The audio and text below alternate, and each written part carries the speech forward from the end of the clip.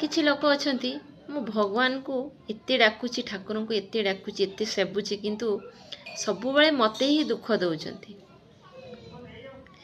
ଏଇଟା ତମେ ବି ଭାବିବା ଦରକାର, ଭଗବାନ କାହିଁକି ଦୁଃଖ ଦେଉଛନ୍ତି। ଭଗବାନ ତମକୁ ସବୁବେଳେ ଦେଖୁଛନ୍ତି, ତମକୁ ସବୁବେଳେ ତମ କଥା ଶୁଣୁଛନ୍ତି।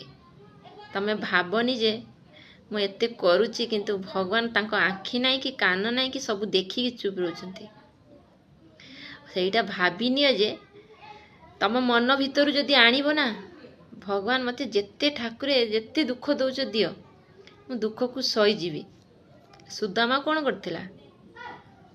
ଏତେ କଷ୍ଟରେ ଥାଇକି ସେ ଭୋକରେ ରହିକି ବି ଅନ୍ୟକୁ ଖୋଉଥିଲା, ଏତେ ଦୁଃଖରେ ରହିକି। ସେ କେବେ କହିଥିଲା ମୁଁ ଏତେ ଡାକୁଛି ଭଗବାନଙ୍କୁ କିନ୍ତୁ ମୋତେ କିଛି ଦେଉନି? କହିଥିଲା କି? କହିନଥିଲା। ସେମିତି ଭାବିନିଅ, ସେମିତି।